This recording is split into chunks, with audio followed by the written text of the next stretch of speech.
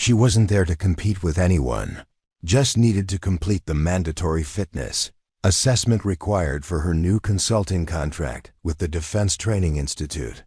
At 55, Maria Santos had long ago stopped trying to prove herself to strangers. But when the young recruits saw her lacing up worn running shoes in the pre-dawn darkness, they started whispering. When the drill instructors noticed her graying hair pulled back in a simple ponytail, they exchanged knowing glances.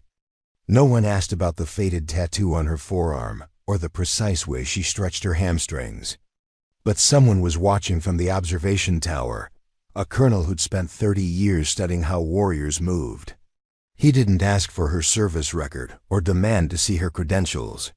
He made one quiet phone call, and when the morning's challenge was announced, the entire base fell silent. Preparing and narrating this type of story took us long efforts and hard work. So if you are enjoying the story, please consider subscribing to our channel. Want to know what he saw and why 300 of America's fittest recruits were about to learn the hardest lesson of their military careers? Hit subscribe and let us know in the comments where you're watching from. This is a story about assumptions, endurance, and what happens when experience meets youth on the most unforgiving battlefield of all. The alarm at Fort Braxton cut through the North Carolina humidity at precisely 045 hours, sending recruits scrambling from their bunks into the sticky summer morning. The kind of heat that clung to your skin before you'd even stepped outside, promising a day that would test every ounce of mental and physical endurance these young soldiers thought they possessed. Somewhere between the barracks and the main training ground, the base had already come alive with that particular energy of a military installation pushing 3,000 personnel through their daily routines. Steam rose from the asphalt like ghosts in the fluorescent security lights, mixing the smell of hot concrete with diesel exhaust and the ever-present aroma of industrial coffee from the mess hall. Fort Braxton had been training America's finest for over 4 decades, and every weathered building, every faded sign, every precisely maintained formation area told the story of countless young men and women who'd been broken down and built back up stronger within these boundaries. The main parade ground stretched out like a vast concrete ocean, marked with yellow lines that designated everything from formation positions to equipment staging areas. Regulation signs posted every 50 meters reminded everyone of speed limits, safety protocols, and the chain of command that governed every breath taken on federal property. The base operated on precision timing, where being 5 minutes early meant you were 3 minutes late, and where excuses were collected and discarded like yesterday's newspapers. In the distance, the obstacle course waited like a sleeping dragon, its wooden barriers and rope climbs casting long shadows in the morning light. The tower complex rose 40 feet into the humid air, complete with rappelling stations and confidence-building platforms that had humbled everyone from green recruits to seasoned special operations candidates.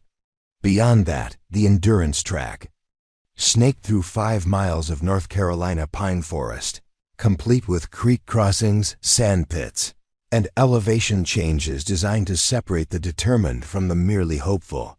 This morning was different though.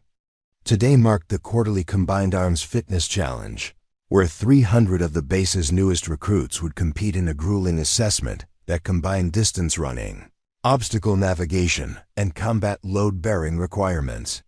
Winners earned recognition, respect, and the kind of bragging rights that lasted until the next assessment cycle.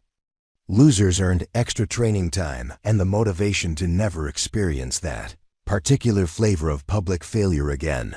The recruits gathering information represented the cream of American youth, fresh from basic training and convinced they understood what physical fitness really meant. They'd been running 5-minute miles, crushing push-up standards, and dominating every fitness metric the military could devise. At 19 and 20 years old, they possessed that particular confidence that comes from peak physical condition, combined with complete inexperience in the face of real adversity. Most had never experienced genuine physical failure. Never been pushed beyond the theoretical limits they'd only read about in training manuals. They understood fitness the way textbooks explained combat, with charts and graphs and neat categories that made sense until reality introduced variables no manual could predict. Their conversations buzzed with predictions about finishing times, strategies for maintaining pace, and casual dismissal of anyone who might slow down their pursuit of excellence. The morning briefing would explain the rules in detail, but everyone already knew the basics from weeks of preparation. Full combat gear meant 45 pounds of equipment, including body armor, helmet, weapon simulation devices, and field pack loaded to regulation specifications. The course covered 12 miles of varied terrain, incorporating obstacles that required teamwork, individual strength, and the kind of mental toughness that separated soldiers from civilians. Failure meant starting over. Success meant earning a place among the base's elite performers, with the accompanying privileges and responsibilities that came with demonstrated excellence. For most of these recruits, this represented their first real test since completing basic training, their first opportunity to prove that months of preparation had transformed them into the warriors they believed themselves to be. The staging area filled with the controlled chaos of military preparation. Equipment checks, buddy system partnerships, final hydration, and the kind of nervous energy that preceded any significant challenge. Drill instructors moved through the formation with practiced efficiency, correcting uniform deficiencies, answering last-minute questions, and maintaining the disciplined atmosphere that turned individual anxiety into collective focus. Nobody paid particular attention to the civilian contractor checking in at the registration table near the equipment shed. Maria Santos moved through the pre-dawn activity with the kind of quiet confidence that came from decades of understanding how military operations functioned. Her presence barely registered among the hundreds of personnel preparing for the day's activities, just another contract worker fulfilling administrative requirements before the real action began. She wore simple civilian fitness gear, nothing fancy or expensive, just functional clothing that had seen considerable use over the years. Her running shoes showed the kind of wear patterns that spoke to thousands of miles, not hundreds, with sole patterns that suggested someone who understood the relationship between proper footwear and long-term joint health. The water bottle clipped to her belt was military surplus, the kind that had probably seen deployment conditions and survived to serve again in less demanding circumstances. Her movements were economical, precise, with none of the wasted motion that characterized nervous energy or inexperience. When she stretched, each position was held for exactly the right duration, targeting specific muscle groups with the systematic approach of someone who understood anatomy from practical experience, rather than academic study. Her breathing remained controlled, even, suggesting cardiovascular fitness that went deeper than surface-level conditioning. The registration process was routine paperwork, liability waivers, emergency contact information, and equipment verification. Procedures that applied to anyone participating in base training activities, regardless of age or background. Her signature was neat, legible, without the flourishes or hesitation that might suggest uncertainty about the commitment she was making. The clipboard passed from her hands to the administrative specialist without comment or special attention. Just another name added to the participant roster. As the eastern horizon began showing the first hints of dawn, the base transformed from the shadowy quiet of early morning into the purposeful activity of a major training operation. Vehicles moved with precision timing, personnel appeared exactly where regulations demanded, and the entire installation prepared for another day of forging America's military capability one soldier at a time. The Combined Arms Fitness Challenge represented just one small piece of this vast machinery, but for the 300 recruits about to face their limits, it might as well have been the only thing that mattered in the entire world: the defense. Training Institute occupied a sprawling complex that looked like someone had crossed a university campus with a maximum security prison.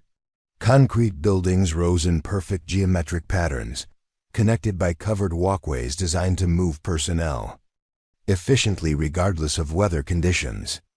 Everything was painted in regulation colors that managed to look both authoritative and soul-crushingly institutional. The kind of environment where individual expression went to die, and collective excellence was forged through relentless repetition. The equipment warehouses stretched for nearly half a mile, housing everything from individual protective gear to heavy weapons.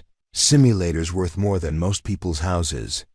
Forklifts moved constantly between towering shelves, restocking supplies that would be distributed, used, cleaned, and redistributed in an endless cycle of military logistics. The smell of canvas, leather preservatives, and cleaning solvents created an atmosphere that immediately transported anyone with military experience back to their first day in uniform. Inside the main gymnasium, drill instructors prepared for the morning's activities with the methodical precision of surgeons preparing for a complex operation. These were career, non-commissioned officers who'd spent decades perfecting the art of pushing human beings beyond their perceived limitations. Staff Sergeant Rodriguez checked equipment, manifests with the same attention to detail that bomb disposal technicians used when examining suspicious devices.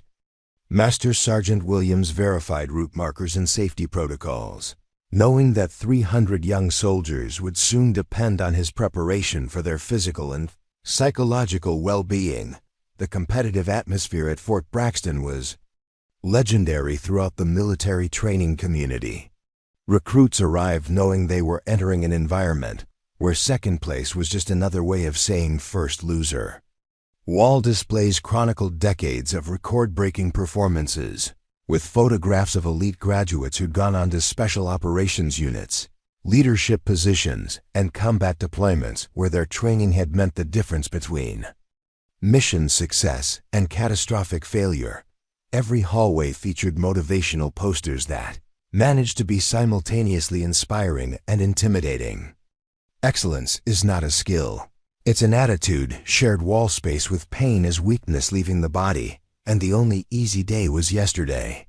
These weren't decorative afterthoughts, but psychological tools designed to reinforce the mindset required for success in an environment where mental toughness mattered as much as physical capability. The recruit dining facility buzzed with nervous conversation as 300 young soldiers fueled their bodies for the challenge ahead. Tables were arranged in precise formations that reflected military hierarchy even during meals. Conversations centered on strategy, previous challenge results, and the kind of competitive analysis that characterized every military operation, regardless of scale. Groups formed naturally around shared backgrounds, geographic origins, and training performance levels, creating the social dynamics that would influence today's team-building requirements. First-time participants clustered together, sharing anxiety and unfounded confidence in equal measure. Veterans of previous challenges held court at corner tables, dispensing advice and war stories about past competitions. The unspoken hierarchy was as rigid as any formal rank structure, based on demonstrated performance rather than assigned authority. Those who'd excelled in previous assessments commanded respect and attention, while newcomers listened carefully for insights that might provide competitive advantages. The medical station operated with clinical efficiency. Staffing levels increased. For an event where physical exhaustion and minor injuries were statistical certainties rather than remote possibilities. Corpsmen prepared treatment areas, verified emergency evacuation procedures, and reviewed medical histories for participants with conditions requiring special monitoring. Heat casualties were always a concern during summer challenges, particularly when pride prevented young soldiers from recognizing their own limitations before those limitations imposed themselves through medical intervention. Communication systems crackled with updates from range control, weather services, and safety teams, positioned throughout the 12-mile course. Radio protocols ensured constant coordination between multiple agencies responsible for monitoring participant progress, environmental conditions, and potential hazards that could compromise safety or mission objectives. Every aspect of the operation reflected decades of experience managing large-scale training events, where small oversights could cascade into major problems. The equipment issue process resembled a carefully choreographed ballet performed by personnel who'd repeated these movements thousands of times. Body armor was fitted and adjusted to individual measurements. Helmets were sized and secured according to safety regulations, and weapon simulators were distributed with accountability procedures that tracked every piece of equipment from issue to return. The weight distribution was calculated to replicate combat conditions while maintaining safety margins appropriate for training environments. Hydration stations were positioned at precise intervals along the route, staffed by personnel trained to recognize early signs of heat-related stress. Water quality was tested and verified. Electrolyte solutions were prepared according to military nutritional standards, and cooling stations were established at critical points where participants might require brief recovery periods. The medical implications of pushing human bodies to their limits in challenging environmental conditions required comprehensive preparation that left nothing to chance. The observation tower provided elevated positions for senior leadership to monitor progress and evaluate performance from a tactical perspective. These weren't spectator positions, but operational command posts, where decisions about individual participant welfare and overall mission success would be made throughout the morning. Radio communications connected tower personnel with ground teams, creating a comprehensive oversight network that could respond immediately to developing situations. Scoring procedures were explained in detail during pre-challenge briefings, emphasizing the multiple evaluation criteria that would determine final rankings. Individual completion times represented only one component of overall assessment, with additional points awarded for teamwork, leadership under stress, equipment maintenance, and adherence to safety protocols. The most physically gifted participants didn't automatically achieve the highest scores, creating an environment where tactical thinking mattered as much as raw athletic ability. The psychological pressure was deliberately intense, designed to simulate the stress conditions these recruits would encounter during actual military operations. Success required more than individual excellence. It demanded the ability to perform effectively while surrounded by equally motivated competitors, under direct observation by evaluating personnel, with full knowledge that results would influence future assignments and career development opportunities. Weather conditions added another variable to an already complex equation. The humidity was climbing steadily as sunrise approached, promising temperatures that would challenge even the most physically prepared participants. Wind patterns were monitored for their potential impact on obstacle navigation, while ground conditions were assessed for safety considerations that might require route modifications or additional precautionary measures. The reputation of Fort Braxton attracted participants who understood they were entering an environment where mediocrity was not tolerated and excellence was the minimum acceptable standard. Previous challenge results were studied like military intelligence, with participants analyzing successful strategies and attempting to identify competitive advantages that might provide marginal improvements in their own performance. The institutional memory of decades of competition created expectations that intimidated some while inspiring others to achieve performance levels they'd never previously imagined possible. Security protocols ensured that the training area remained isolated from unauthorized personnel while maintaining access for essential support functions. Perimeter controls prevented interference from outside sources, while communication systems provided connectivity with higher headquarters and emergency services. The isolation served both practical and psychological purposes. creating an environment where participants could focus entirely on the challenge without external distractions that might compromise their concentration or safety. Maria Santos arrived at the Equipment Distribution Center 43 minutes before the scheduled issue time, moving through the pre-dawn darkness with the purposeful stride of someone who understood that early arrival prevented complications. Her approach to the staging area demonstrated the kind of situational awareness that came from decades of operating in environments where attention to detail could mean the difference between success and failure. She scanned the layout automatically, noting exit routes, equipment locations, and personnel positions with the unconscious efficiency of someone whose survival had once depended on such observations. Her civilian workout gear told a story to anyone who knew how to read the details. The running shorts were military surplus, cut in the practical style that prioritized function over fashion, with reinforced seams that suggested they'd endured conditions far more demanding than morning jogs around suburban neighborhoods. Moisture-wicking fabric showed wear patterns consistent with thousands of miles under various weather conditions, faded in specific areas where tactical equipment had once rubbed against the material during extended operations. The sports bra beneath her fitted tank top was designed for high-impact activities, constructed with the kind of engineering that serious athletes required for sustained performance under demanding conditions. Her running shoes were a premium brand, but not the flashy models that attracted attention in fitness magazines. These were the understated versions that professionals chose for their technical specifications rather than their appearance. With tread patterns optimized for varied terrain and midsole construction that prioritized durability over marketing appeal, around her neck hung a simple silver chain that disappeared beneath her shirt collar, the kind of jewelry that military personnel wore when regulations permitted personal items during training activities. The chain was worn smooth in specific places, suggesting years of constant contact with skin and equipment, polished by repetitive motion and environmental exposure.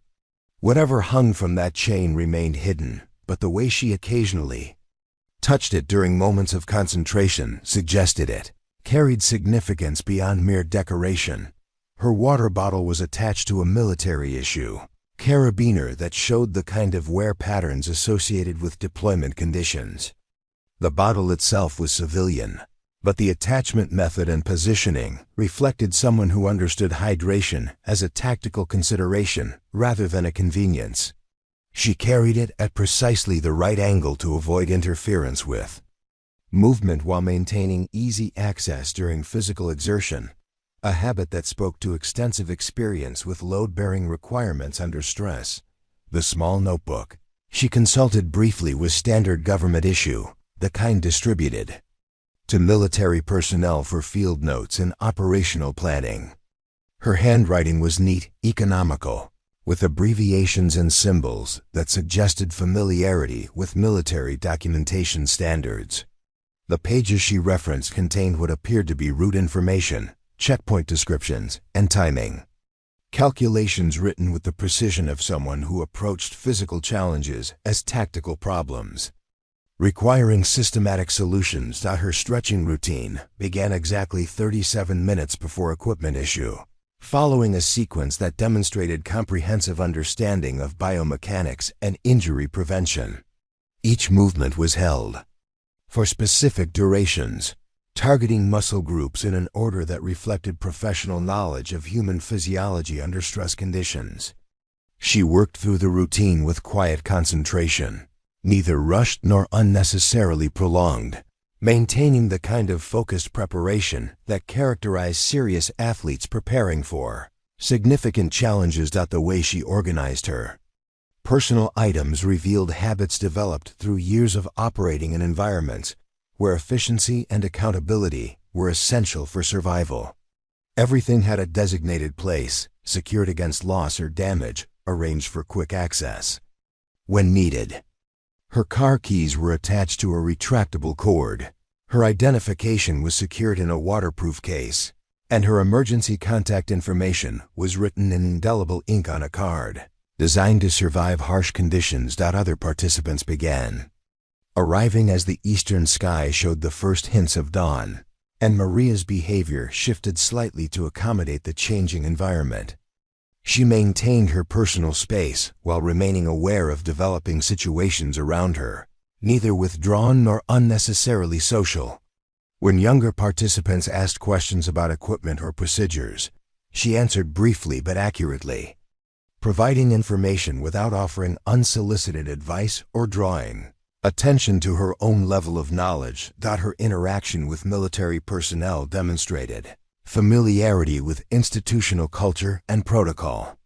She addressed enlisted personnel by appropriate rank, maintained proper courtesy with officers, and navigated administrative requirements with the efficiency of someone who understood military systems from the inside.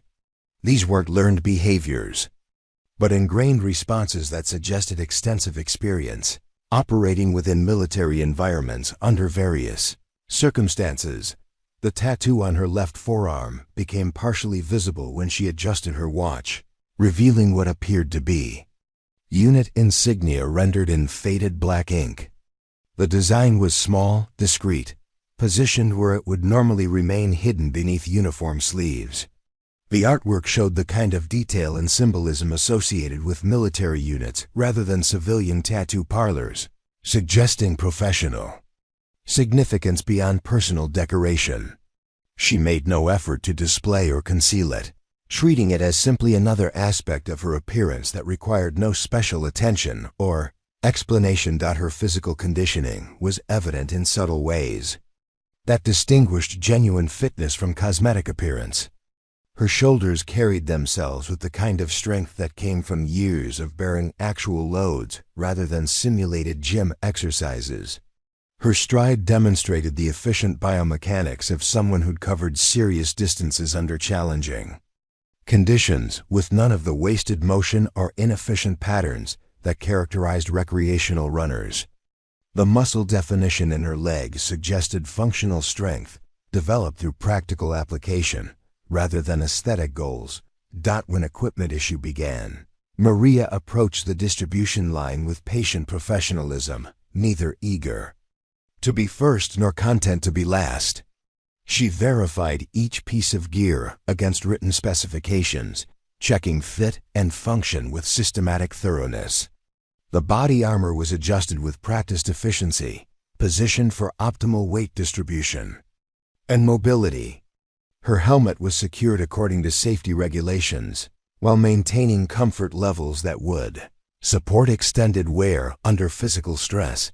The weapon simulator she received was handled with the automatic respect that marked someone who understood these tools as more than training props.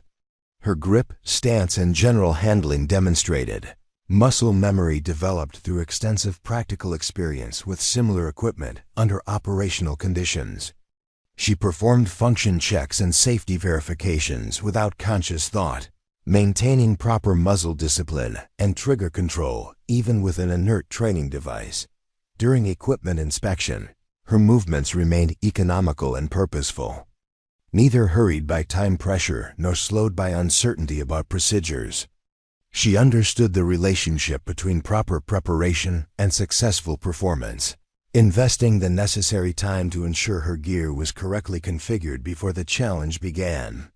This wasn't perfectionism, but professionalism, the kind of attention to detail that prevented equipment failures from compromising mission success.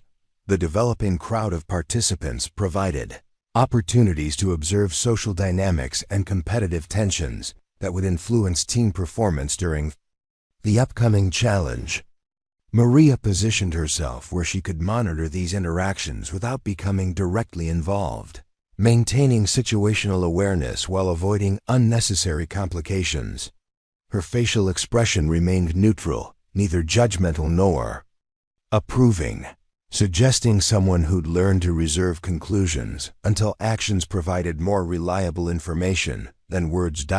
As final preparations continued around her, Maria Santos completed her individual requirements with quiet efficiency, ready to participate in whatever challenges the morning would present while maintaining the dignified professionalism that had characterized her entire approach to this unexpected opportunity to prove that experience and determination could still matter in a world increasingly obsessed with youth and inexperience. The first whispers started during the final equipment checks, when Private First Class Jake Morrison noticed an anomaly in the sea of young faces preparing for the combined arms fitness challenge. At 22 years old, Morrison possessed the kind of confidence that came from finishing near the top of every physical fitness assessment since entering the military 18 months earlier. His lean frame and precisely trimmed haircut marked him as someone who took personal standards seriously, and his casual authority among other recruits suggested natural leadership capabilities that hadn't gone unnoticed by his superiors. "Check out the civilian contractor over by the hydration station," he murmured to his battle buddy, Specialist Tyler Chen, while adjusting his body armor straps for optimal weight distribution. Chen followed Morrison's gaze and spotted Maria Santos among the crowd of participants, her graying hair and mature features making her stand out like a lighthouse in a harbor full of fishing boats. The contrast was immediate and obvious, raising questions about administrative errors or special circumstances that might explain her presence. Among 300 military recruits half her age, Chun squinted through the morning light, trying to process what he was seeing. "That's got to be some kind of mistake," he said, keeping his voice low enough to avoid being overheard by nearby drill instructors. "Maybe she's here for medical support or administrative oversight. No way someone that age is actually participating in the challenge." His tone carried the kind of certainty that young people possessed when confronting situations that didn't fit their understanding of how the world operated. Morrison nodded in agreement, but something about the woman's behavior puzzled him. She wasn't standing around looking confused or checking paperwork like someone who'd ended up in the wrong place at the wrong time. Instead, she was conducting systematic equipment checks with the kind of methodical precision that suggested familiarity with military procedures. Her body language projected quiet confidence rather than the uncertainty that would characterize someone who'd wandered into an inappropriate situation through administrative error. "Look how she's handling that gear," Morrison observed, genuine curiosity replacing his initial dismissive assessment. "She actually knows what she's doing. But there's no way she's planning to complete 12 miles in full combat load. Maybe she's doing some kind of abbreviated course for civilian contractors, like a safety familiarization or something." The explanation satisfied his need to categorize what he was seeing within acceptable parameters of possibility. Specialist Amanda Rodriguez joined their conversation, drawn by the unusual sight of someone who clearly didn't belong among the assembled recruits. Rodriguez had earned her place in the challenge through consistently superior performance in physical training, and her competitive instincts were finely tuned to identify potential advantages or disadvantages that might influence the day's results. "Whoever she is, she's going to slow down any team that gets stuck with her," Rodriguez declared with the blunt pragmatism that characterized military personnel facing performance evaluations. "Teams are assigned randomly," Chun reminded her, though his expression suggested he was already calculating the statistical probability of being partnered with someone who might compromise his individual performance scores. If she's actually participating, somebody's going to get unlucky. 12 miles is no joke, especially in this humidity. She'd be falling out before the first checkpoint. The conversation attracted additional participants as more recruits noticed the anomaly and began speculating about the circumstances that had placed an older civilian among their ranks. Sergeant Marcus Williams, a recent graduate of the Warrior Leader course, approached with the swagger that came from newly acquired leadership authority.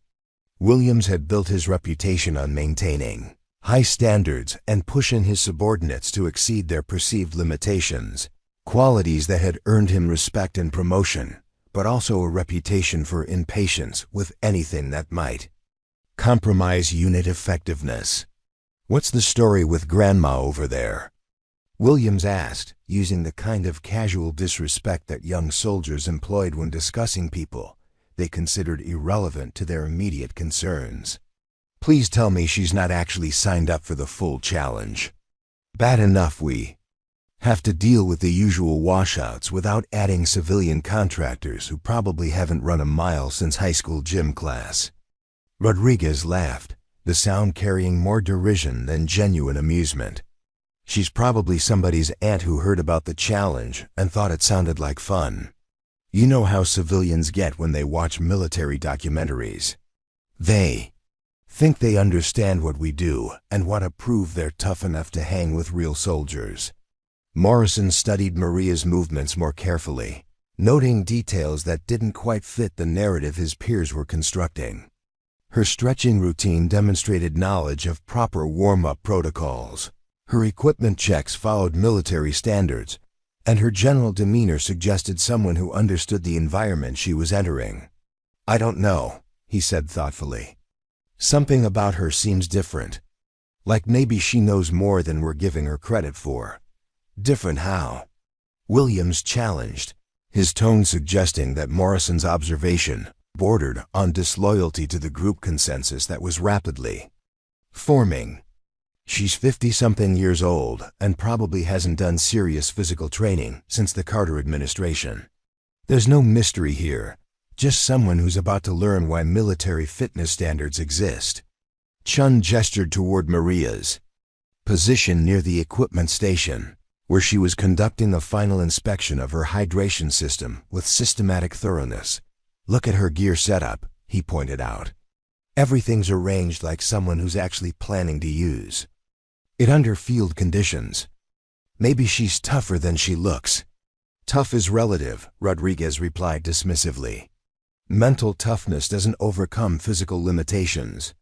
She might have the attitude, but biology doesn't care about willpower. Cardiovascular decline, muscle loss, joint deterioration. You can't argue with Father Time. She starts strong because she's motivated. But motivation doesn't carry you through mile 8 when your body starts shutting down. The growing group of observers attracted attention from Staff Sergeant Martinez, a veteran instructor who'd overseen hundreds of these challenges and understood the importance of maintaining appropriate focus among participants. You people have enough spare energy to stand around gossiping? He barked, his voice cutting through the morning air with practiced authority. Maybe I should add some extra weight to your packs if you're not sufficiently challenged by the standard load. The recruits dispersed quickly, returning to their individual preparations with the guilty efficiency of students caught passing notes during an important lecture. But the seed of curiosity had been planted, and conversations continued. In smaller groups throughout the staging area, Maria Santos had become an object of fascination, speculation, and barely concealed condescension among participants who viewed her presence as either entertainment or obstacle to their pursuit of military excellence. Near the command post, other senior personnel had also noticed the unusual participant, but were maintaining professional discretion while monitoring the developing situation. Master Sergeant Patricia Johnson reviewed the participant roster, confirming that all administrative requirements had been properly completed and that no regulations were being violated by Maria's inclusion in the challenge. Her experience managing military training events had taught her that unusual circumstances often produce the most valuable learning opportunities. For young soldiers, the psychological dynamics were becoming established along predictable lines, with youth and overconfidence aligning against age and assumed limitation. 300 military recruits, each convinced of their own exceptional capabilities, were unconsciously preparing to witness what they believed would be a demonstration of why physical standards existed and why military training remained the exclusive domain of those young and strong enough to meet its demands. Maria Santos continued her methodical preparations, apparently oblivious to the attention and speculation surrounding her presence. Her focus remained directed toward the upcoming challenge, with no visible reaction to the whispered conversations and pointed glances from other participants. Whether she was unaware of the developing narrative or simply choosing to ignore it remained unclear, but her composure suggested someone who understood that actions would ultimately matter more than opinions. The mockery gained momentum as more recruits gathered around the equipment staging areas, drawn by the novelty of someone who so obviously didn't belong among their ranks. Corporal Derek Thompson, a former college track athlete who joined the military to prove his competitive superiority extended beyond university athletics, became the unofficial ringleader of the developing commentary. His athletic background and natural charisma made him a magnet for other soldiers seeking validation of their own assumptions about age, fitness, and military capability. "I'm telling you, this is going to be epic," Thompson announced to a growing circle of listeners, his voice carrying the kind of enthusiasm typically reserved for sporting events or entertainment spectacles. "We're about to witness the fastest medical evacuation in Fort Braxton history. She'll make it maybe 2 miles before reality kicks in and teaches her why they invented age limits for military service." His prediction drew appreciative chuckles from recruits who found comfort in collective certainty about outcomes that reinforced their own sense of superiority. Private Second Class Kevin Walsh, barely 18 and still convinced that youth granted him invincibility, added his own analysis with the confidence of someone who'd never experienced genuine physical failure. "My grandmother's about that age, and she gets winded walking upstairs. Imagine adding 45 pounds of gear and 12 miles of North Carolina terrain. This lady is either delusional or somebody's playing an elaborate practical joke on all of us." The group dynamic shifted as more participants joined the informal gathering, each contribution escalating the rhetoric and reinforcing the consensus that Maria's presence represented either comedy or catastrophe waiting to unfold. Specialist Maria Vasquez, who'd earned recognition for her performance in previous fitness challenges, shook her head with theatrical sympathy. "It's actually kind of sad when you think about it. She probably watches military movies and thinks she understands what we do. Reality is going to hit her like a freight train loaded with disappointment." Thompson seized on the growing audience as an opportunity to establish his leadership credentials through humor and superior insight. "Check out how she's moving," he continued, gesturing toward Maria as she conducted final equipment adjustments near the hydration station. "She's already moving like her joints hurt, and we haven't even started yet. Arthritis, muscle deterioration, cardiovascular decline. She's fighting biology itself, and biology always wins. Maybe she's here on some kind of disability awareness program," suggested Private First Class Robert Kim, his tone mixing genuine confusion with poorly concealed disdain. "You know, show the civilian contractors what military life is really like so they appreciate our sacrifices.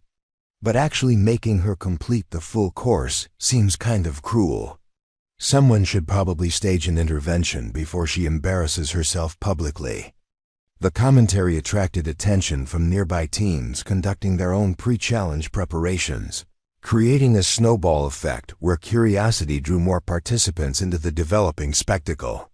Staff Sergeant Lisa Crawford, a fitness instructor with 8 years of military experience, joined the group with the kind of professional authority that immediately elevated the discussion from speculation to expert analysis. "I've seen this before," Crawford declared, her voice carrying the weight of institutional knowledge and practical experience. "Civilian contractors who think military fitness is just about having a good attitude and trying hard. They don't understand the systematic conditioning, the progressive overload training, the years of built-in cardiovascular and muscular endurance required for this kind of challenge. Good intentions don't overcome physiological limitations." Walsh nodded eagerly, seeking validation from someone whose opinion carried official weight. "So what happens when she falls out? Do we just leave her on the course, or does somebody have to stay behind and provide escort services? Because I didn't sign up to babysit civilians who bit off more than they could chew." Thompson expanded on the theme with growing enthusiasm, feeding off the energy of his audience and the comfortable superiority that came from collective judgment of someone who couldn't defend herself. The best part is going to be watching her try to maintain military bearing when she realizes she's completely outclassed. You know how civilians get when they're trying to prove they belong somewhere they don't. All that fake motivation and borrowed terminology right up until the moment reality introduces itself. She's probably already planning her excuses, added Vasquez with the kind of cynicism that young soldiers developed when they confuse skepticism with wisdom. Heat exhaustion, equipment malfunction, old injury flare-up, whatever sounds most dignified when she has to quit before embarrassing herself completely. At least you have a good story to tell her grandchildren about the time she almost hung with real soldiers. The group's attention focused more intensely on Maria's movements, analyzing every gesture and expression for signs of doubt or preparation for failure. Her methodical approach to equipment preparation became evidence of overcautiousness. Her careful stretching routine was interpreted as evidence of physical fragility, and her quiet concentration was viewed as anxiety, poorly disguised as professionalism. Crawford continued her professional assessment with the authority of someone whose career depended on understanding human performance under stress. The psychological pressure is going to be worse than the physical challenge. She's surrounded by people half her age who've been training specifically for this kind of event. Even if she's in decent shape for her age group, the comparison factor is going to destroy her confidence before she hits the first checkpoint. Plus the equipment weight distribution, Thompson added, demonstrating his own technical knowledge while reinforcing the group consensus. Combat gear is designed for younger bodies with better strength-to-weight ratios. 45 pounds might not sound like much, but when you're dealing with age-related muscle loss and joint deterioration, it becomes exponentially more challenging over distance. Kim gestured toward Maria's position with something approaching genuine concern mixed with condescension. Should we say something? Like warn her about what she's getting into?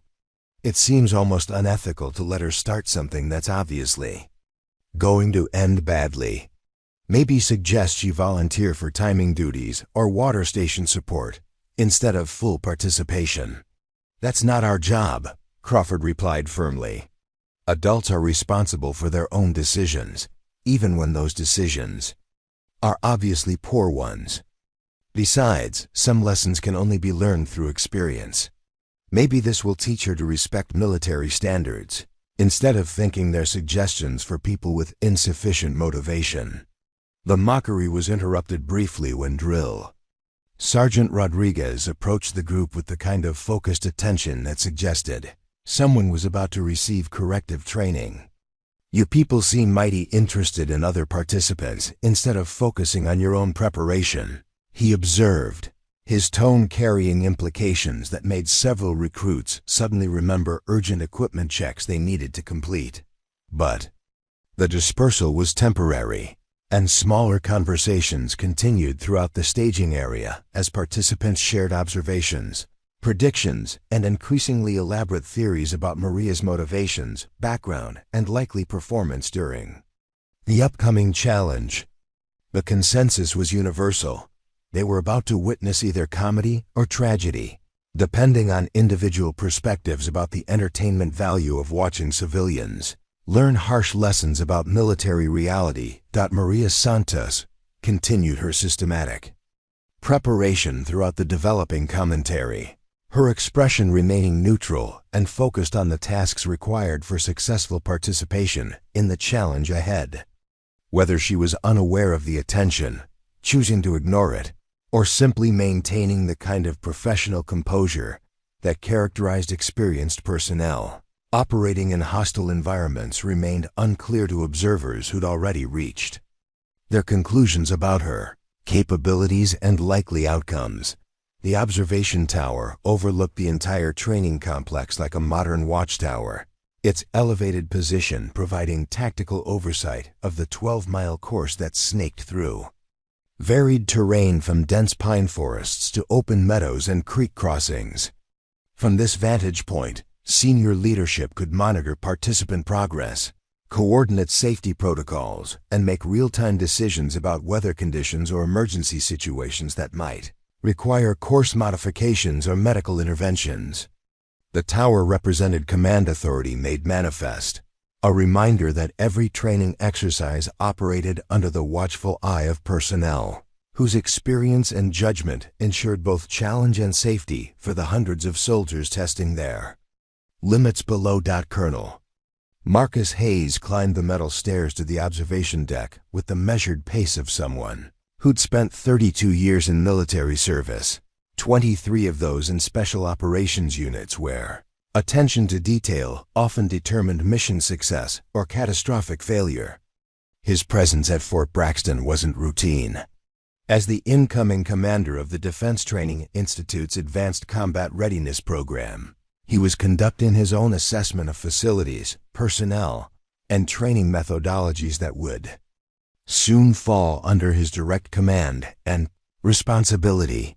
Hayes possessed the kind of battlefield experience that couldn't be taught in military schools or acquired through academic study.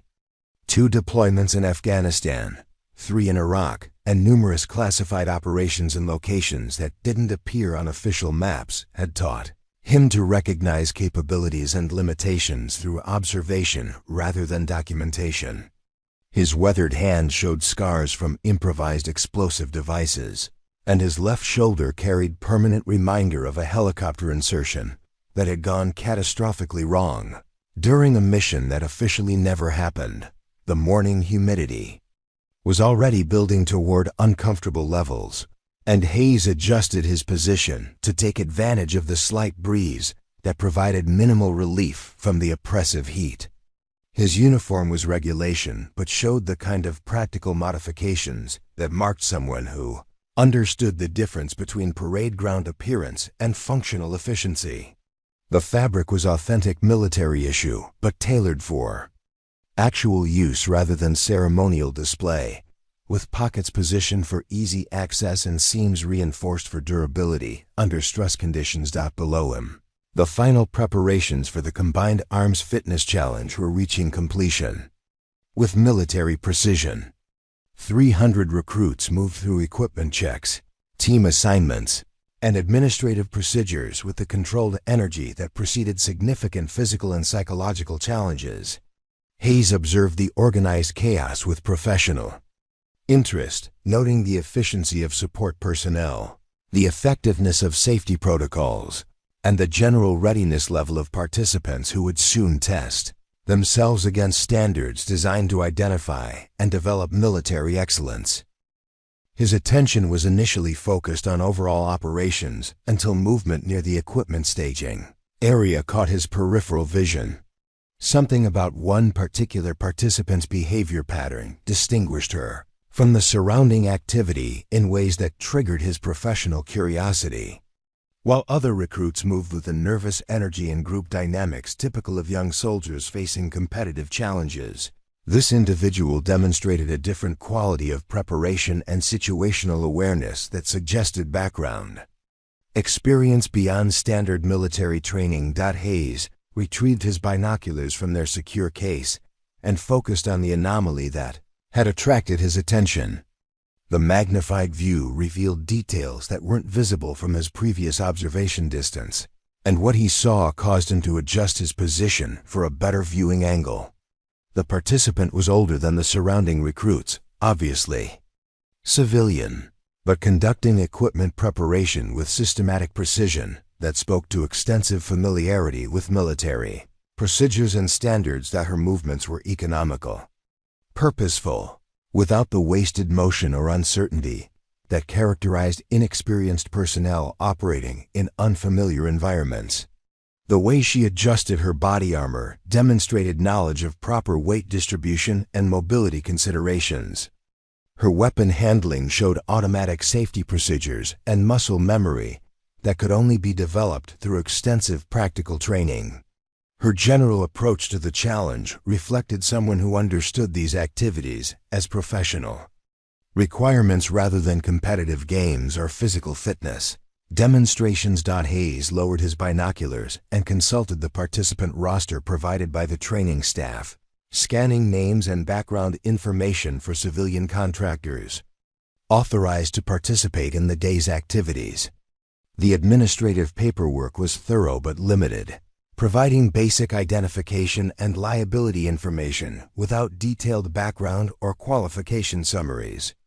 Maria Santos was listed as an independent contractor with previous military experience, cleared for participation through standard procedures, but the documentation provided no specifics about the nature or extent of that experience. Something about her presence triggered recognition patterns that Hayes had developed through decades of identifying individuals with specialized training and operational experience.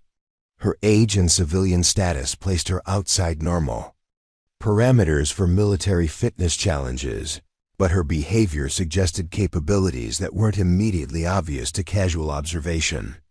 The disconnect between appearance and demonstrated competence created questions that demanded answers, particularly given his responsibility for evaluating training programs and personnel selection criteria. Hayes retrieved his secure communication device and placed a call to the Defense Personnel Records Center, requesting expedited background verification for a civilian contractor participating in training activities under his observation. The conversation was brief, professional, and conducted using authorization codes that provided access to information sources beyond standard administrative databases. While waiting for the return call, he continued observing Maria's preparation routine and the developing social dynamics among other participants. The young recruits' behavior toward the older civilian was predictable and concerning, reflecting assumptions and attitudes that suggested insufficient understanding of the diversity of backgrounds and experiences within military and civilian communities. Their casual dismissal of someone based on age and appearance demonstrated precisely the kind of prejudicial thinking that could compromise operational effectiveness in real-world situations, where accurate assessment of personnel capabilities could determine mission success or failure. The return call provided information that immediately recontextualized everything Hayes had observed during the morning's preparation activities. Maria Santos wasn't simply a civilian contractor with general military background, but a retired Special Operations Command veteran with a service record that included deployments and assignments that remained classified even within military personnel systems. Her retirement had been medical, following injuries sustained during operations that couldn't be discussed in unsecured communications, but her qualifications and achievements represented the highest levels of military excellence and professional competence. Hayes terminated the communication and immediately contacted the Challenge Control Center, speaking directly with the senior drill instructor responsible for coordinating the morning's activities. His instructions were specific and non-negotiable. All safety protocols would be rigorously enforced. Medical support would be positioned at maximum readiness levels, and he would personally monitor the challenge progression from beginning to completion. No explanation was provided for the heightened attention, but his tone conveyed the authority of someone whose directives were not subject to discussion or modification. The morning sun was climbing toward its daily peak, promising temperatures that would test human endurance even without the additional challenges of distance, terrain, and equipment weight. Hayes positioned himself for optimal observation of the starting line and initial course segments, knowing that the next few hours would provide valuable insights into training effectiveness, personnel assessment procedures, and the sometimes dangerous gap between appearance and capability that characterized military operations in an increasingly complex world. The final countdown procedures began below as participants moved into starting positions, their conversations and nervous energy creating an atmosphere of anticipation and competitive tension. Hayes focused his attention on Maria Santos, watching as she took her assigned position among recruits, who had no understanding of the lesson they were about to receive about assumptions, respect, and the enduring capabilities of those who had proven themselves under conditions far more demanding than any training exercise could simulate. The morning air crackled with tension as Colonel Hayes descended from the observation tower, his boots striking the metal stairs with measured precision. That announced his approach to anyone within hearing distance. The final equipment checks were nearly complete, and participants had begun moving toward their assigned starting positions when Hayes altered his planned oversight routine to conduct a personal assessment of the situation developing below. His movement through the staging area carried the kind of authority that automatically created space around him, with personnel stepping aside respectfully as he navigated toward his objective, Maria. Santos was adjusting the final straps on her hydration system when she became aware of someone approaching from her peripheral vision. Her situational awareness kicked in automatically, identifying the approaching figure as senior military leadership based on posture, movement patterns, and the respectful reactions of surrounding personnel. She completed her equipment adjustment without hurrying, then turned to acknowledge whatever interaction was about to occur. Hayes stopped approximately 3 feet away, close enough for private conversation, but distant enough to maintain appropriate military courtesy. His initial assessment was visual, taking in details that administrative paperwork couldn't convey about physical conditioning, equipment familiarity, and general readiness for the challenges ahead. What he observed confirmed his earlier impressions. This wasn't a civilian contractor playing soldier, but someone whose preparation and demeanor suggested extensive background in precisely these kinds of activities. "Ma'am," Hayes began, his tone carrying the respectful formality that senior officers used when addressing personnel whose background commanded attention. "I'm Colonel Hayes, incoming commander of the Advanced Combat Readiness Program. I noticed your preparation routine and wanted to ask about your experience with extended load-bearing operations under environmental stress conditions." The question was carefully constructed to elicit specific information, while testing the depth of Maria's knowledge about military operations and terminology. Hayes had phrased it in language that would be immediately recognizable to anyone with legitimate special operations background while remaining meaningless to those without appropriate experience. Her response would reveal whether her apparent competence was authentic or carefully constructed deception. Maria met his gaze directly, her expression shifting slightly to acknowledge the professional nature of his inquiry. "Extended load-bearing was standard operational requirement during my service with SOCOM, Colonel. Environmental stress management was integrated training component for desert, mountain, and urban terrain operations across multiple deployment cycles."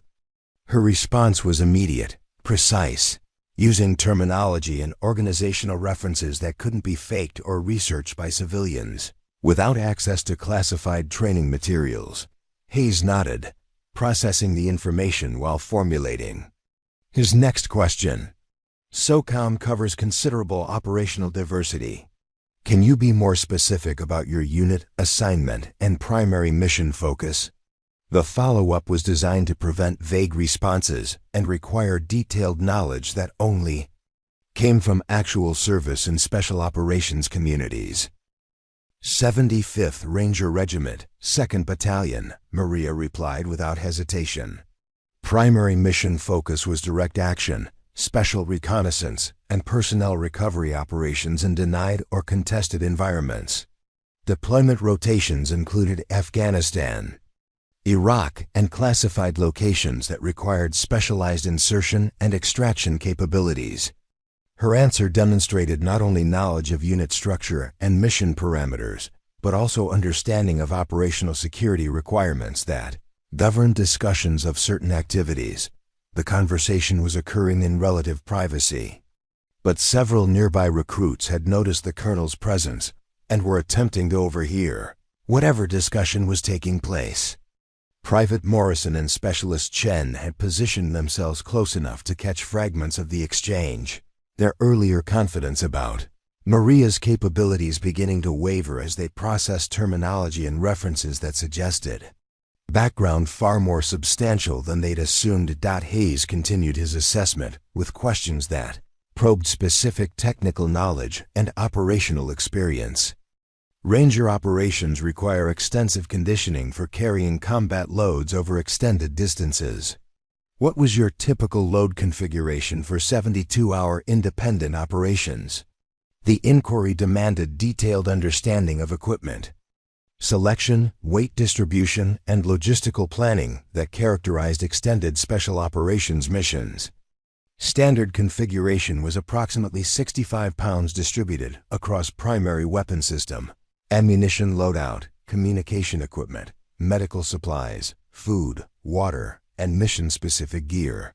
Maria answered, her response demonstrating intimate familiarity with weight calculations and equipment priorities that govern special operations planning. Load distribution was calculated for optimal mobility while maintaining operational capability across expected mission duration and environmental conditions. Chun whispered urgently to Morrison, "Rangers?" "She's talking about the actual Rangers, not some weekend warrior unit." The revelation was spreading through nearby participants as more recruits became aware that their earlier assumptions about the older civilian's background might have been catastrophically incorrect. The mockery that had seemed so justified minutes earlier was beginning to feel uncomfortably inappropriate. Hayes asked about specific operational techniques that would be known only to personnel with authentic Ranger training and combat experience. How did your unit adapt load-carrying procedures for high-altitude operations where oxygen availability affected physical performance parameters? The question addressed advanced tactical considerations that required both theoretical knowledge and practical experience in demanding operational environments.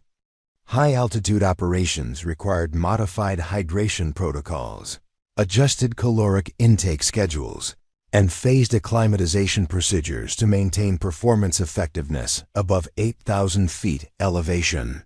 Maria responded, her answer revealing understanding of physiological considerations and tactical adaptations that characterized elite military training. Equipment weight was reduced through selective substitution while maintaining mission-critical capabilities, with emphasis on multi-purpose items and compressed supply configurations. The expanding audience of recruits was processing information that completely contradicted their earlier assessment of Maria's qualifications and likely performance during the upcoming challenge. Staff Sergeant Crawford, who had been so confident in her professional analysis of civilian limitations, found herself reconsidering assumptions that now seemed embarrassingly superficial and potentially insulting to someone whose service record apparently exceeded her own military experience. Hayes shifted his questioning to address recent developments that would test Maria's continued connection to military communities and current operational standards. Special operations training methodologies have evolved significantly in recent years. Are you familiar with current combat readiness, training protocols, and updated physical fitness standards for special operations personnel? I maintain currency through contractor work with various training facilities, Maria replied, indicating ongoing involvement with military organizations beyond her active duty service. Current protocols emphasize functional fitness over pure cardiovascular metrics, with increased focus on load-bearing endurance, obstacle navigation under stress, and team-based problem-solving in complex environmental conditions. The revelation that Maria Santos was not only a veteran, but specifically a Ranger veteran with special operations background sent shockwaves through the assembled recruits who had spent the morning questioning her qualifications and predicting her failure. Thompson, who had been the most vocal critic of her participation, stood frozen in disbelief as he processed the implications of his earlier commentary about someone whose military credentials far exceeded his own limited experience. Preparing and narrating this type of story took us long efforts and hard work. So if you are enjoying the story, please consider subscribing to our Channel. Hayes concluded his assessment with questions about specific missions and operational details that couldn't be discussed in public settings, but Maria's responses confirmed his suspicions about her background and capabilities. The administrative paperwork had been accurate but incomplete, failing to convey the full scope of her service record and operational achievements.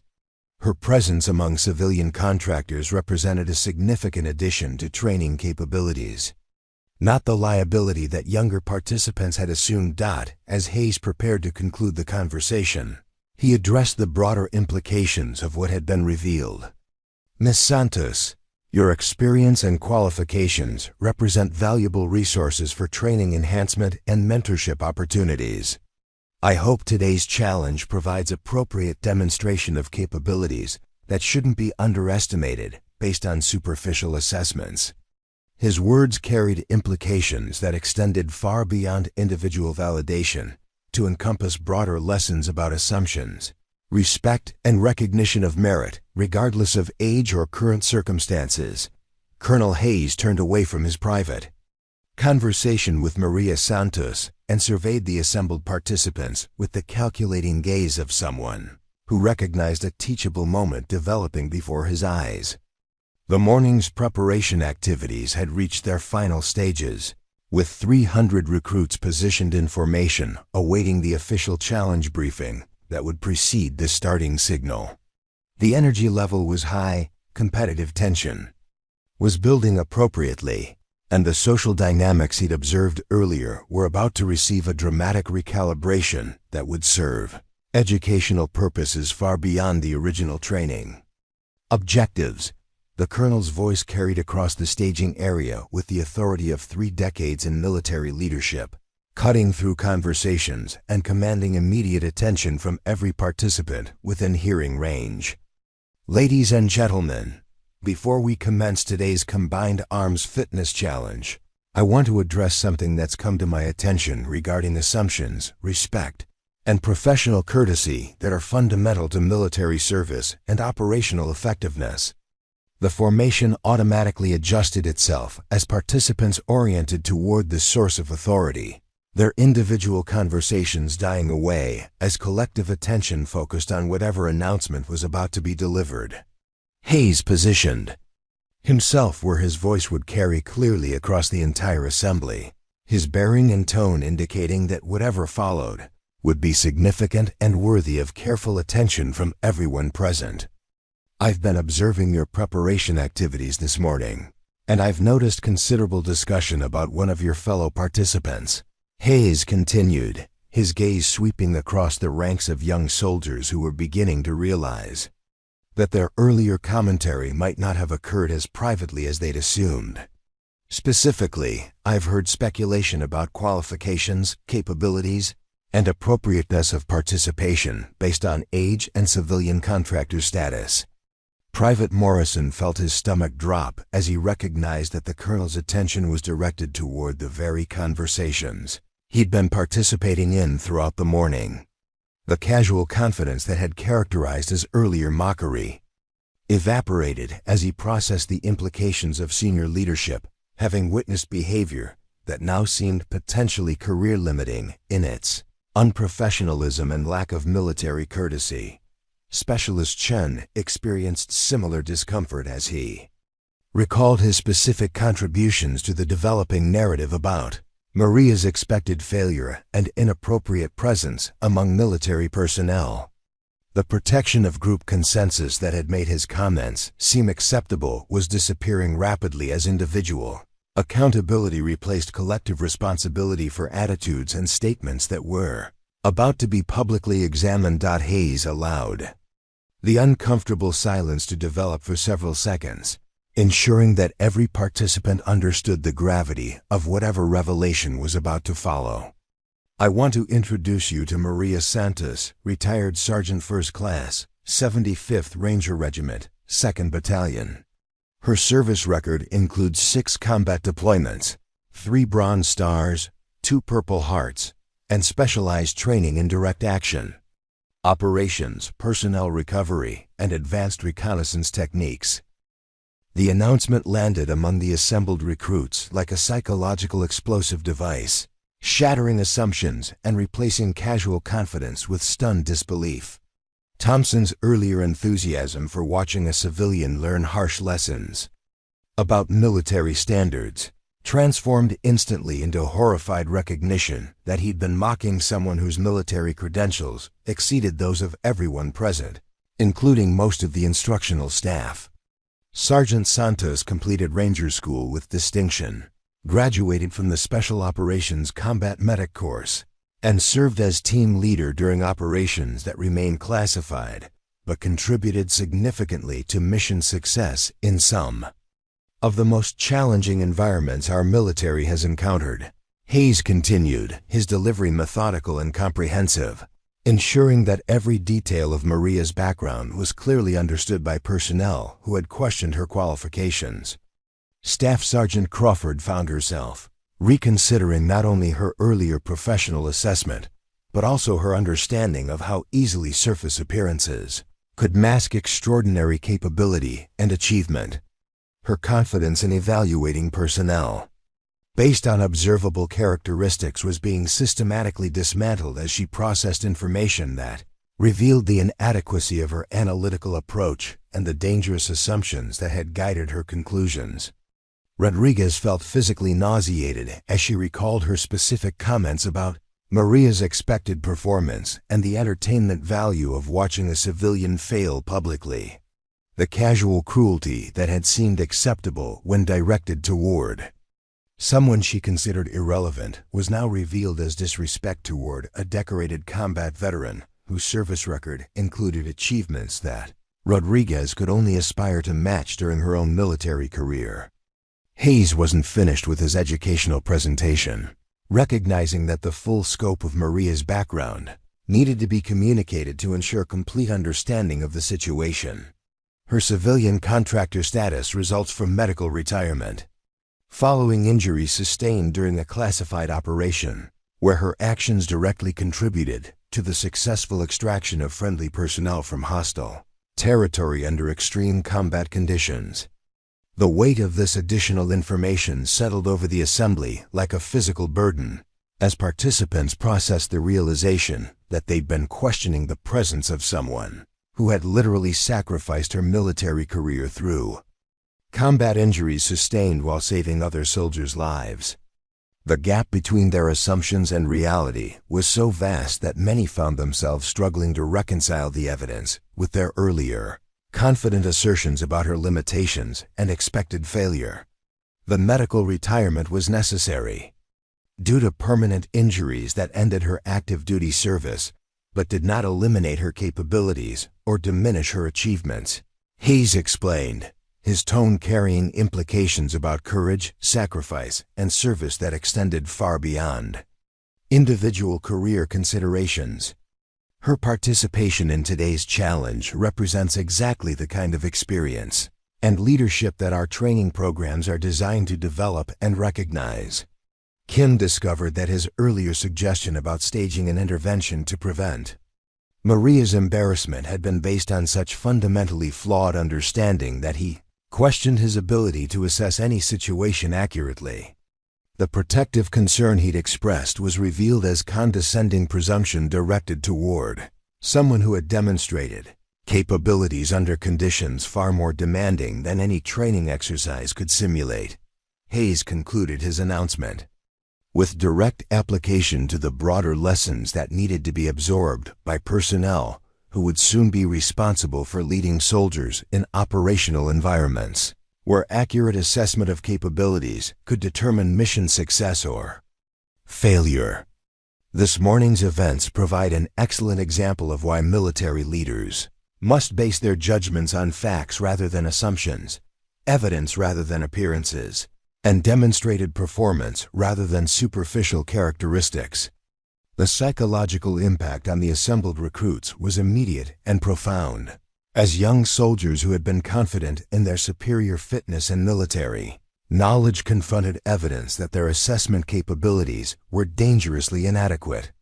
The comfortable superiority they'd felt when comparing themselves to an older civilian contractor had been replaced by uncomfortable recognition of their own limitations and understanding the diversity of backgrounds and experiences within military communities.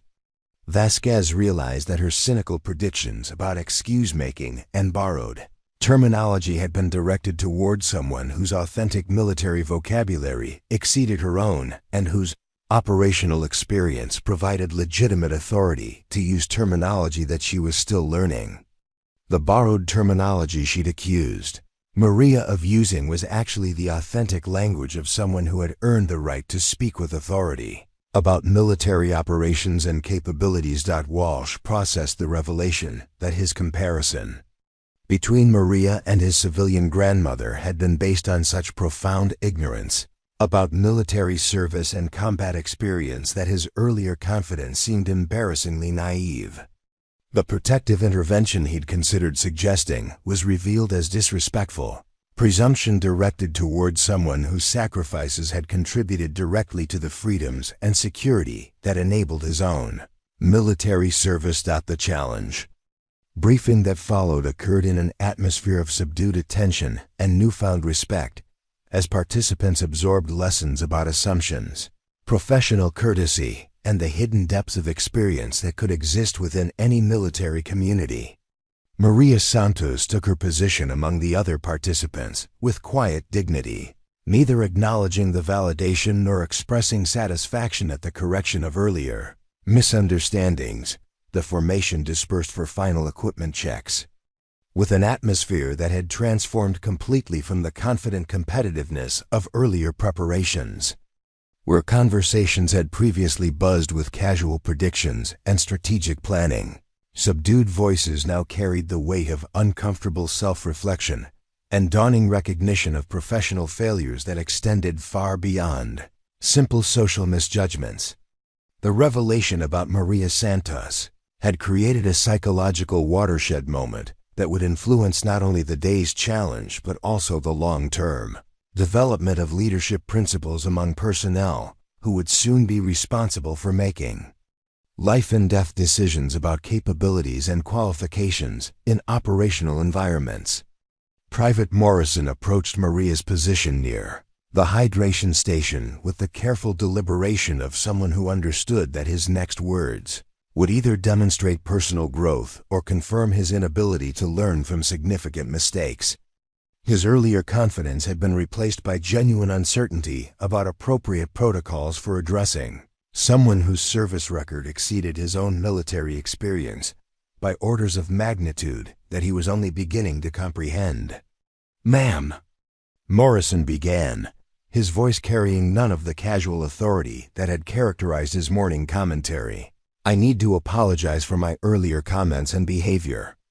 I had no right to make assumptions about your qualifications or presence here, and I want you to know that my statements were completely inappropriate and unprofessional." Maria turned from her equipment adjustments to face Morrison directly, her expression neutral but attentive. She didn't immediately respond, allowing him to complete whatever statement he felt compelled to make while maintaining the kind of patient dignity that suggested someone who understood the value of letting others finish their thoughts before offering judgment or guidance.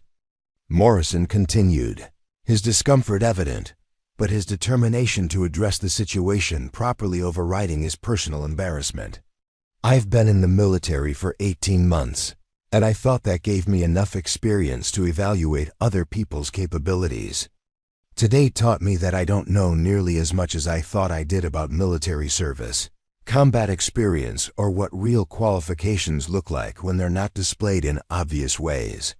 You're not the first person to make assumptions based on incomplete information," Maria replied quietly, her tone carrying neither anger nor condescension, but something closer to understanding born from extensive experience with human nature under various circumstances. "The military teaches us to assess threats and capabilities quickly, but sometimes that training gets misapplied to situations where patience and questions would serve better than rapid conclusions."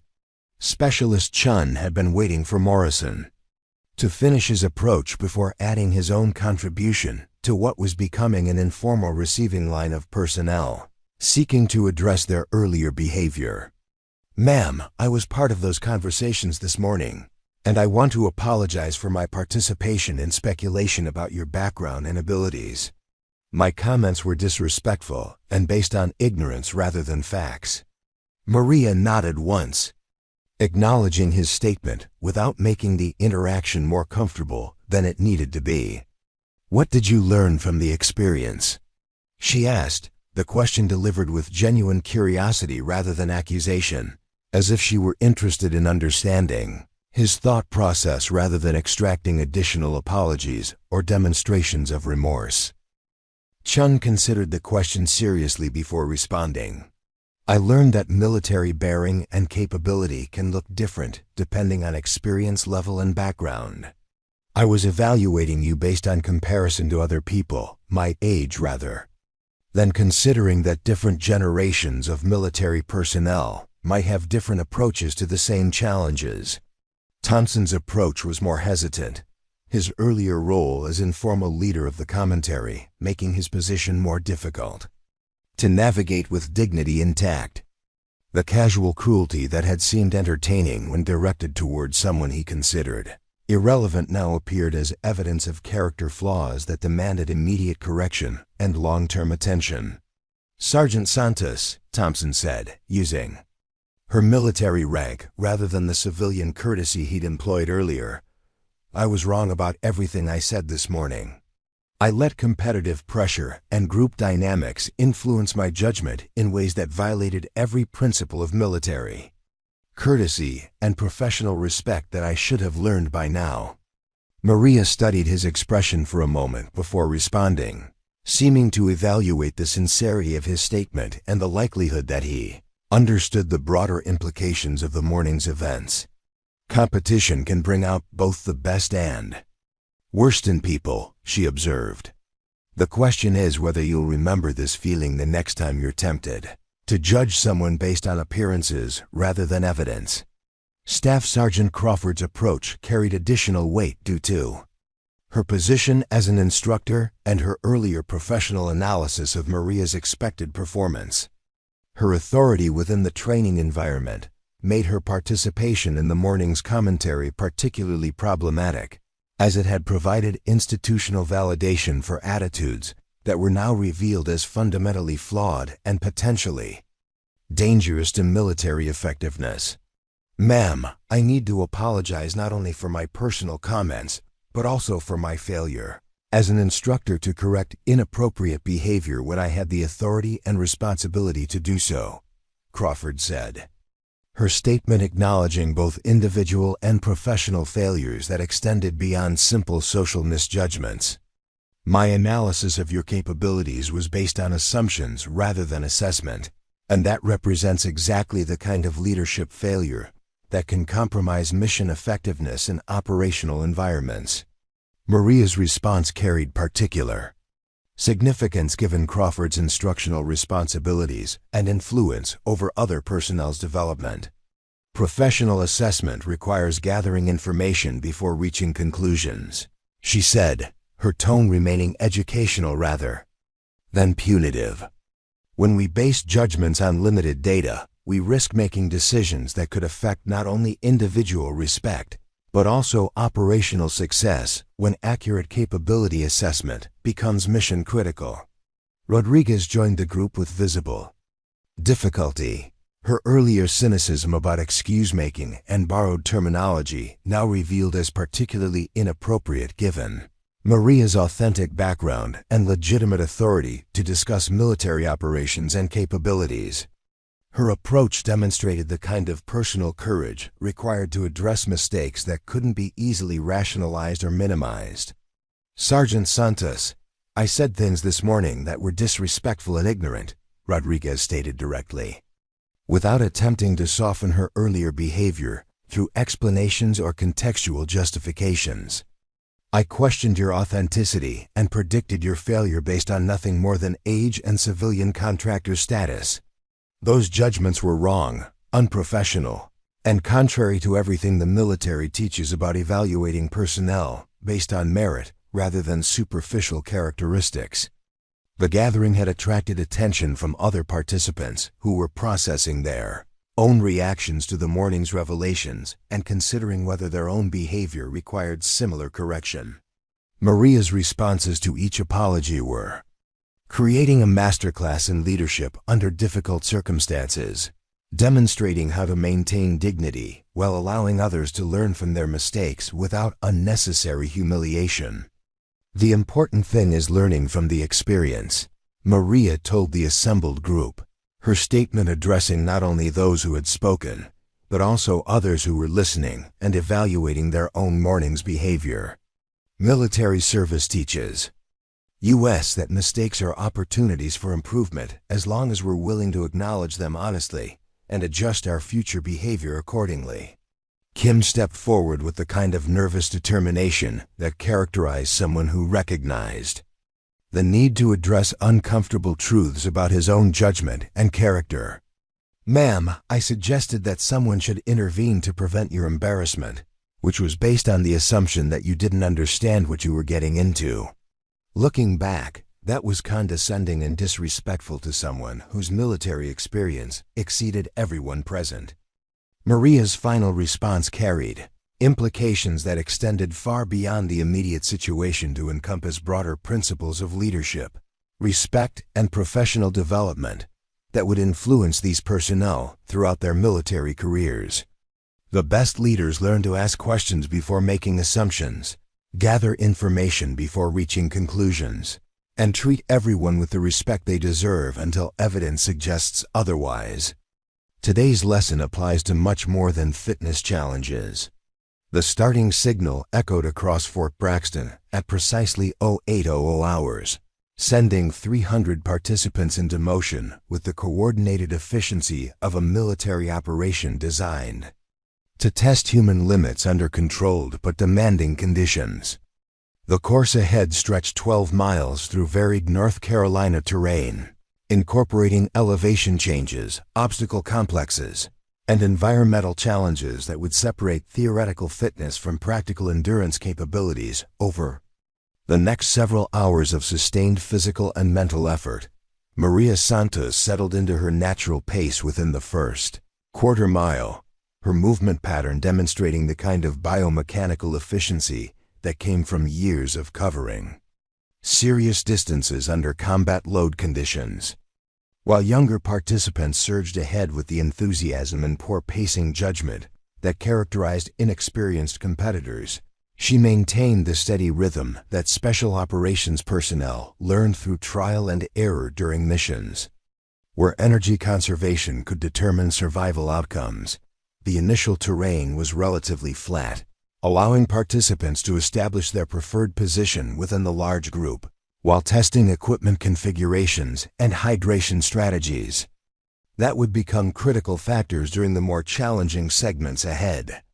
Maria's position in the middle third of the formation reflected strategic thinking rather than competitive positioning, placing her where she could monitor developing situations while avoiding the congestion and energy waste that characterized both the aggressive frontrunners and the cautious rearguard dot by the 3-mile checkpoint. The first significant sorting had occurred as participants began experiencing the cumulative effects of equipment weight, environmental conditions, and pace management decisions that would influence their performance throughout the remaining distance. Several of the most aggressive early leaders had already fallen back into the main group, their initial enthusiasm tempered by the reality of sustained effort under load-bearing requirements that demanded different strategies than individual fitness assessments. Morrison found himself struggling with equipment adjustments that he'd thought were properly configured during the staging period, but were now causing discomfort and efficiency problems that would compound over distance. His earlier confidence in his physical preparation was being tested by practical challenges that couldn't be simulated during gym-based training routines, teaching him real-time lessons about the difference between theoretical fitness and operational capability. Chun had positioned himself among the front third of participants, but was beginning to question his pacing strategy as the cumulative effects of humidity, equipment weight, and terrain variation started affecting his breathing patterns and energy levels. His competitive instincts were being balanced against growing recognition that 12 miles represented a different challenge than the shorter distances he'd trained for during standard physical fitness assessments. The 5-mile mark coincided with the first major obstacle complex, where participants encountered rope climbs, wall traversals, and equipment carries that tested upper body strength and coordination while already fatigued from sustained movement over varied terrain. The obstacles were designed to simulate real-world challenges that military personnel might encounter during operational conditions, where physical capability combined with problem-solving skills under stress. Maria approached the obstacle complex with systematic efficiency, her movements demonstrating familiarity with similar challenges encountered during countless training exercises and operational situations. She completed each obstacle requirement with minimal wasted energy, using techniques that reflected years of experience with load-bearing equipment management and efficient movement under challenging conditions. Thompson was surprised to observe Maria's performance at the obstacle complex, her technique and efficiency contradicting his earlier assumptions about age-related capability limitations. His own struggle with the rope climb was made more difficult by equipment positioning problems that she had avoided through better preparation and experience-based knowledge of how combat gear affected movement patterns during complex physical challenges. The 8-mile checkpoint marked the beginning of the most demanding terrain segment, where the course climbed through dense forest sections with significant elevation changes that tested cardiovascular endurance and mental toughness when participants were already approaching their physical limits. This was where the real separation occurred between those who had trained systematically for extended challenges and those whose fitness was based on shorter, higher-intensity activities. Crawford found herself falling behind Maria's steady pace, despite her advantage in age and her confidence in her own conditioning level. The older woman's consistent rhythm and efficient movement were proving more effective than her own strategy of alternating between aggressive surges and recovery periods that seemed increasingly inadequate for the sustained effort required. Rodriguez experienced similar revelation as she watched Maria maintain her position among the leading third of participants, while others who had started more aggressively began showing signs of significant fatigue and pacing problems. Her earlier predictions about age-related limitations were being systematically contradicted by observed performance that demonstrated the value of experience, proper preparation, and strategic thinking over pure physical attributes. The 10-mile marker coincided with a creek crossing that required careful navigation while maintaining equipment security and formation integrity. The water was knee-deep and moving fast enough to create balance challenges for participants already fatigued by extended effort under load-bearing conditions. This type of environmental obstacle tested multiple capabilities simultaneously while adding the complexity of wet equipment and changed ground conditions for the remaining distance. Maria navigated the creek crossing with practiced efficiency, her technique demonstrating familiarity with water obstacles encountered during military training and operational environments. Her equipment remained secure and functional, her footing was sure despite challenging conditions, and her overall approach reflected someone who understood these challenges as routine requirements rather than exceptional difficulties. The final 2 miles tested mental toughness as much as physical capability, with participants confronting the reality that their previous training might not have adequately prepared them for the sustained effort required to complete the full challenge. Under the environmental and equipment conditions that characterized realistic military operations, many discovered that their theoretical understanding of endurance requirements differed significantly from practical experience. Vasquez recognized that Maria had not only maintained her position throughout the challenge but had actually improved her relative standing as other participants experienced fatigue-related performance degradation. The steady, methodical approach that had seemed unimpressive during the early stages was proving superior to strategies based on aggressive early pacing and energy management techniques that couldn't be sustained over the full distance. Kim found himself among the participants who were struggling to maintain forward progress during the final segments.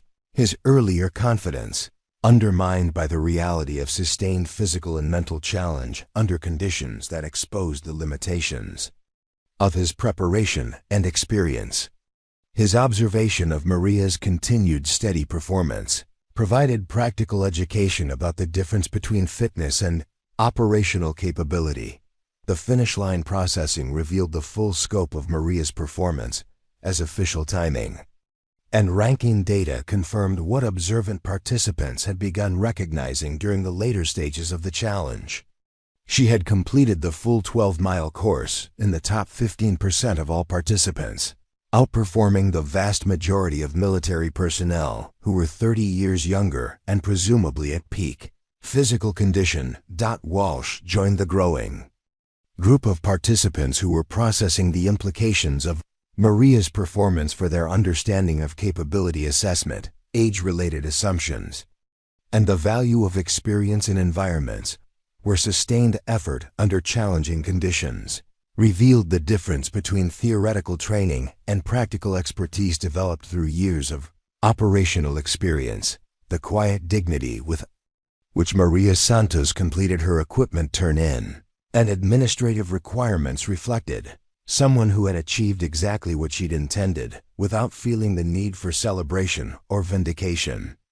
Her performance spoke for itself, providing education for personnel who had learned valuable lessons about respect, assumptions, and the hidden depths of capability that could exist within military communities, regardless of age, appearance, or current status. The debriefing session occurred in the main conference room 3 hours after the last participant had crossed the finish line, allowing sufficient time for medical evaluations, equipment returns, and the initial processing of performance data that would influence individual assessments and program improvements for future training cycles.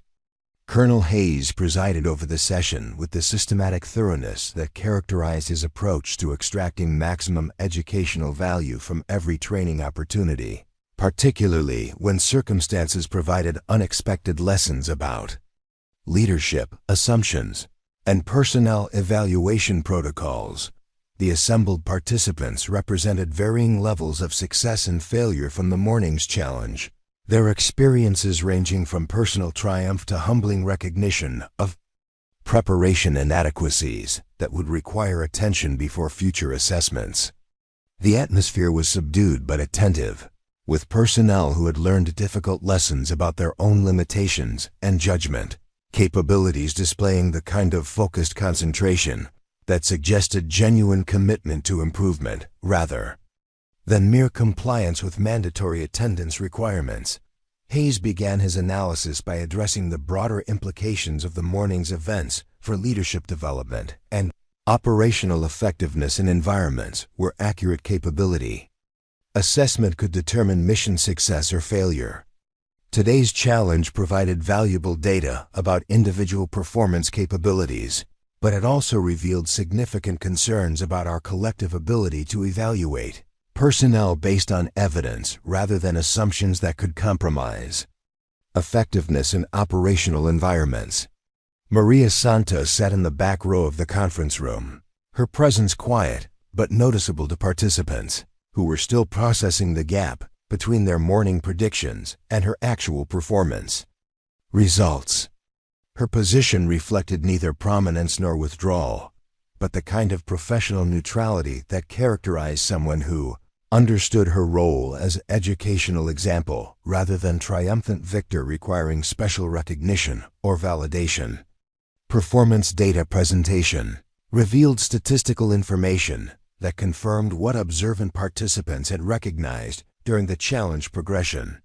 Maria's completion time of 2 hours and 47 minutes placed her among the top 15% of all participants, outperforming 255 military personnel who possessed advantages in age, training currency, and presumed physical conditioning that had proven insufficient for sustained performance under demanding conditions. Thompson listened to the statistical analysis with growing recognition that his morning predictions had been not merely incorrect, but fundamentally flawed in their underlying assumptions about the relationship between age, civilian status, and operational capability.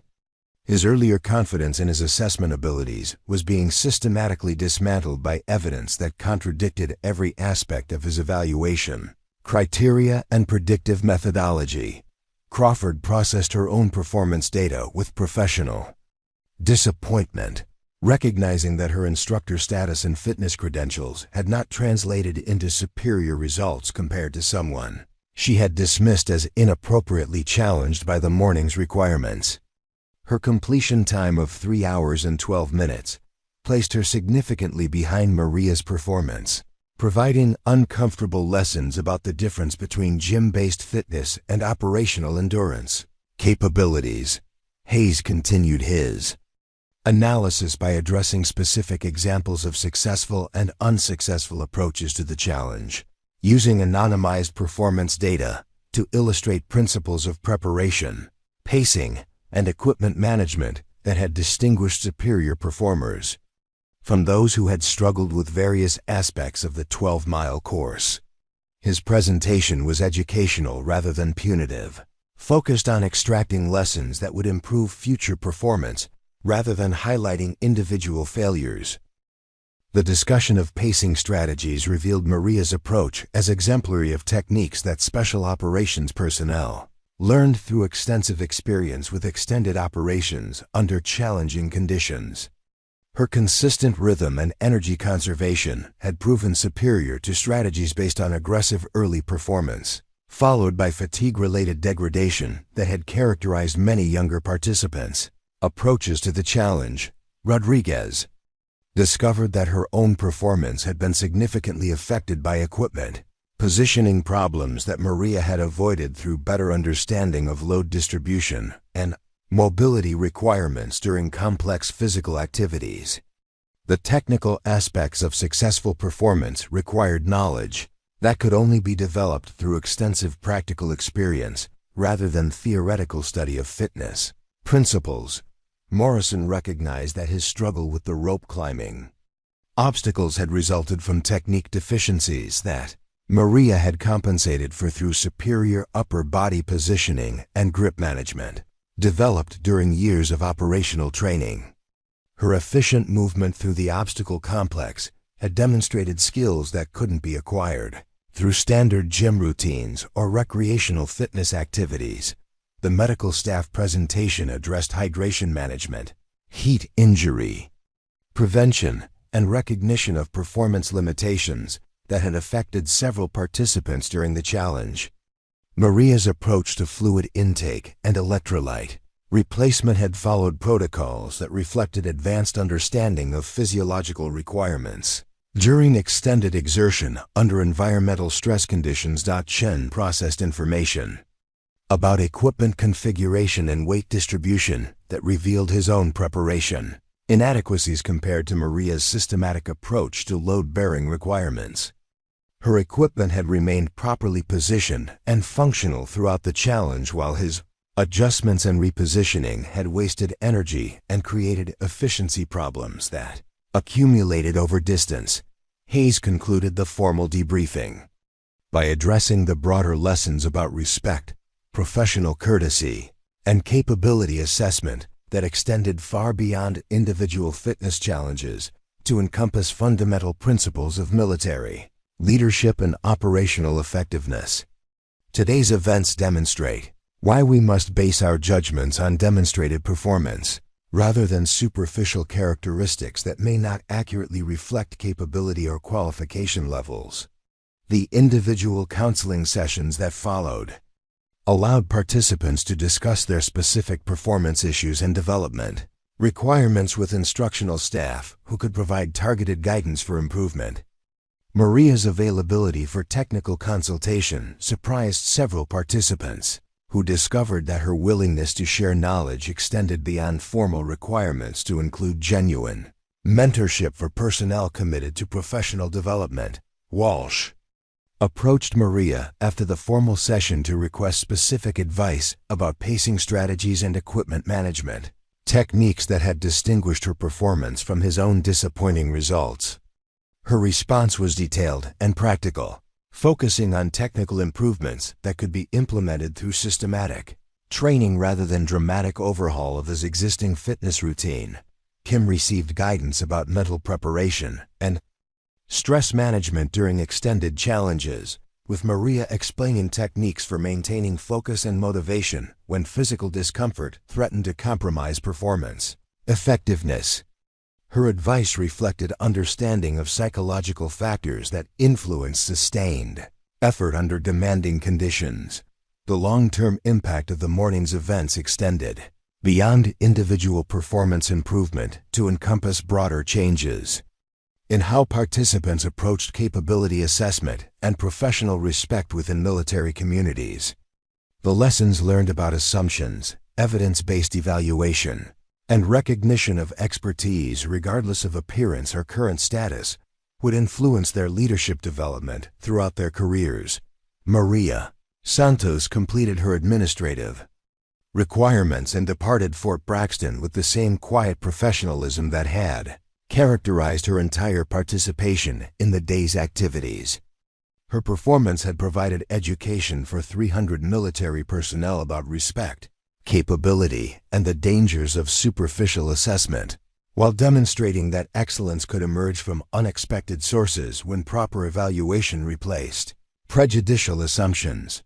3 weeks later, Maria Santos received an unexpected phone call from Colonel Hayes. The Defense Training Institute was implementing a new program for experienced veterans to serve as tactical consultants, and her performance had earned her an offer to help design training protocols that would better prepare young soldiers for real-world challenges. She accepted.